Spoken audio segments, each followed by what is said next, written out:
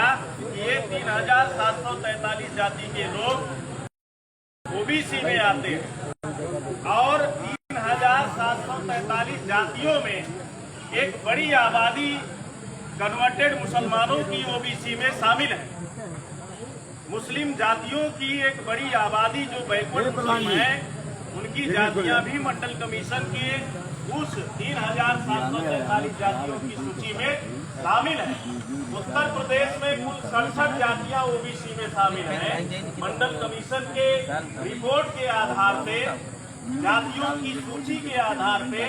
कि कितने लोग ओबीसी में हैं, कौन कौन सी जातियां भारत उत्तर प्रदेश में ओबीसी में हैं, तो 67 जातियां उत्तर प्रदेश में ओबीसी में है, जिसमें 23 जाति के लोग या 23 जातियां मुसलमानों की ओबीसी की उस 67 जातियों की सूची में शामिल है।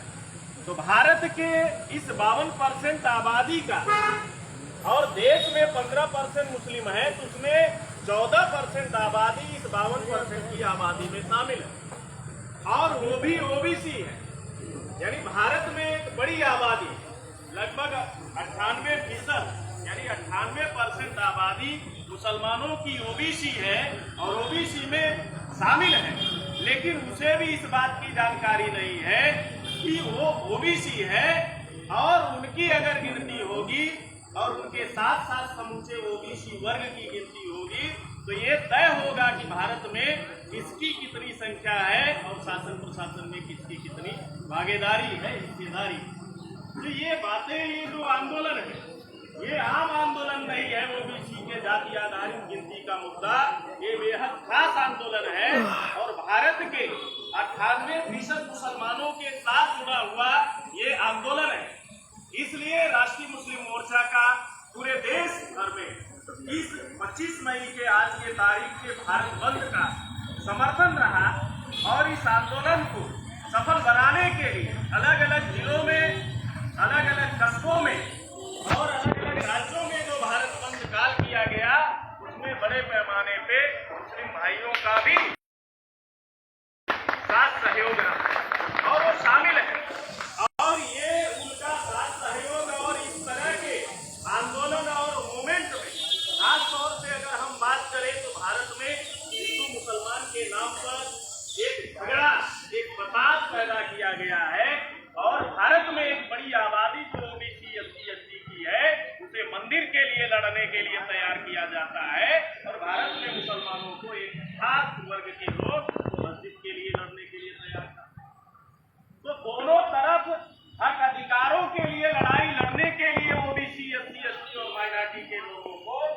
लोग प्रेरित नहीं करते, लेकिन जब मुस्लिम लोग हैं जो धार्मिक फसादात के मामलों में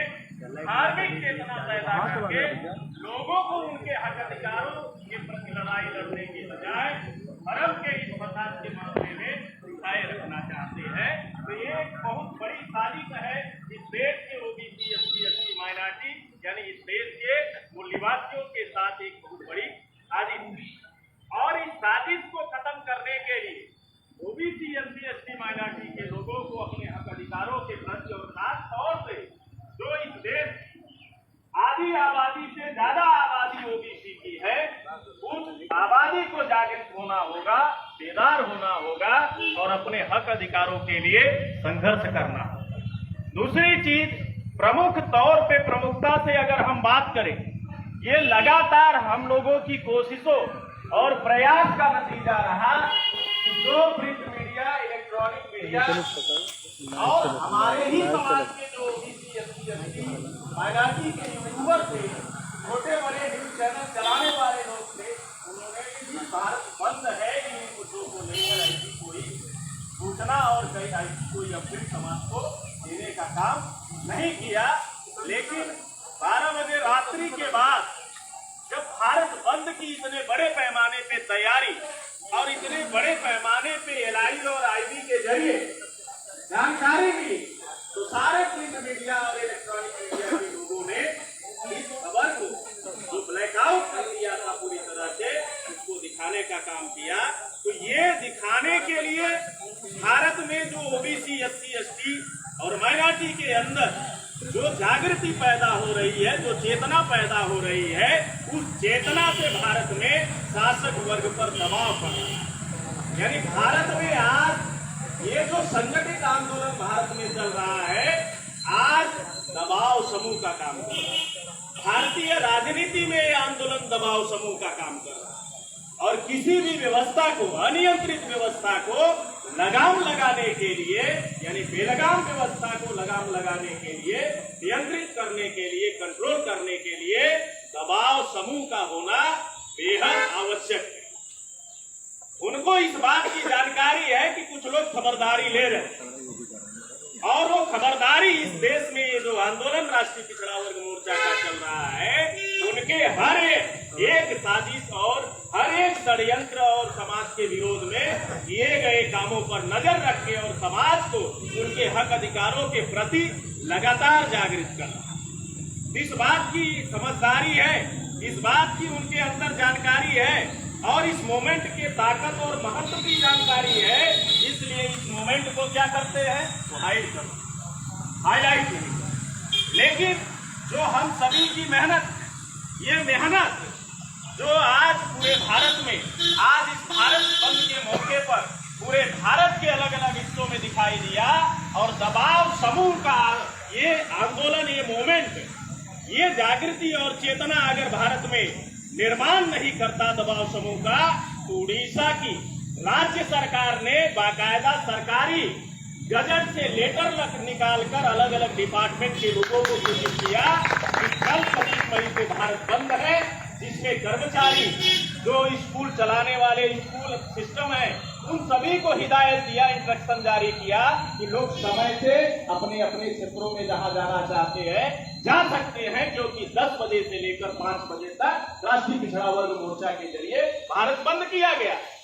तो ये दबाव समूह, ये भारत में एक ऐसा मोमेंट तैयार हुआ है जो भारतीय राजनीति में दबाव समूह का काम करता है। जो राजनीतिक दलों को काम करना चाहिए था भारत में अनियंत्रित व्यवस्था को, बेलगाम हुई व्यवस्था को नियंत्रित करने के लिए, कंट्रोल करने के लिए, वो करने में आज कामयाब नहीं है, बल्कि वो आरएसएस और बीजेपी जैसी ताकतों के सामने सरेंडर कर दिए हैं। उसका नतीजा अभी जो है उत्तर प्रदेश का जो चुनाव आया, 2022 का चुनाव हुआ, उस चुनाव में व्यापक पैमाने पे ईवीएम में गड़बड़ियां की गई, ईवीएम में घोटाला किया गया और घोटाले पर चुनाव परिणाम आने के एक दिन पहले तक अखिलेश ने बयान दिया प्रेस मीट लेकर कि बड़े पैमाने पे चुनाव के आंकड़ों में हेरा फेरी करने के लिए अलग अलग जगहों पर जो है मत पेटियों को या ईवीएम जो है वो इधर उधर किया जा रहा है। लेकिन जैसा ही परिणाम आया तो अखिलेश यादव पूरी तरह से खामोश नजर आए। ये बातें साबित करती हैं कि आज ये जो तथाकथित सेकुलर पार्टियां हैं, क्षेत्रीय पार्टियां हैं अलग अलग स्टेट में, वो कांग्रेस और बीजेपी जैसी ताकतों के सामने घुटने टेक चुकी है। और ये वजह है कि भारत में एक व्यापक स्तर पे आंदोलन खड़ा हुआ है और इस आंदोलन का नेतृत्व माननीय चौधरी विकास पटेल साहब और बामसेन के राष्ट्रीय अध्यक्ष मान्यवर मावल मिश्राम साहब कर रहे हैं। इस बात का हमें बेहद फख्र है। इसलिए मैं ये बात कहा करता हूं, ये जो आंदोलन और ये जो जागृति समाज में निर्माण हो रही है, ये जागृति निर्माण होने से कोई रोक नहीं सकता। ये दुश्मनों की साजिशें जो समाज के सामने आज बेनकाब किया जा रहा है, उसका पर्दाफाश किया जा रहा है, इसको कोई रोक नहीं सकता। क्यों नहीं रोक सकता?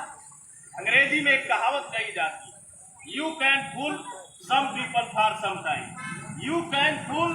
सम people for some time, you can not fool all the people for all the time. कुछ लोगों को कुछ समय के लिए मूर्ख बनाया जा सकता है, कुछ लोगों को कुछ समय के लिए गुमराह किया जा सकता है, लेकिन सभी लोगों को हमेशा के लिए मूर्ख और गुमराह नहीं किया जा सकता है। जब तक हम राष्ट्रीय पिछड़ा वर्ग मोर्चा सरीके इस देश में संगठन जिंदा है, उस संगठन को नेतृत्व करने वाले लोग जिंदा है और उस संगठन और आंदोलन का हिस्सा बनकर आप जैसे लोग काम करने वाले आंदोलनकारी जिंदा है, तब तक भारत के लोगों को हमेशा के लिए गुलाम नहीं बनाया जा सकता है। और भारत में व्यवस्था परिवर्तन होगा, सत्ता परिवर्तन होगा और इस देश के ओबीसी माइनॉरिटी के लोग इस गुलामी, इस बेबसी और इस लाचारी से निकलेंगे। इसके लिए राष्ट्रीय स्तर पे ये 10 सूत्रीय मुद्दों को लेकर राष्ट्रीय पिछड़ा वर्ग मोर्चा का आंदोलन पूरे भारत में चल रहा है, जिसका पूरे देश में इन बुनियादी मुद्दों का राष्ट्रीय मुस्लिम मोर्चा समर्थन करता है और शामिल करता है। तो इस लड़ाई में और इस लड़ाई को आगे बढ़ाने के लिए हमें सतत प्रयास करने की जरूरत है। ये बंद ही नहीं, बंद से आगे की भी तैयारी हमें जारी रखनी होगी। धन्यवाद। बहुत बहुत धन्यवाद माननीय चार मोहम्मद जी। साथियों, अब मैं इस अगली कड़ी में हमारे बीच में मौजूद हैं राष्ट्रीय माइनॉरिटी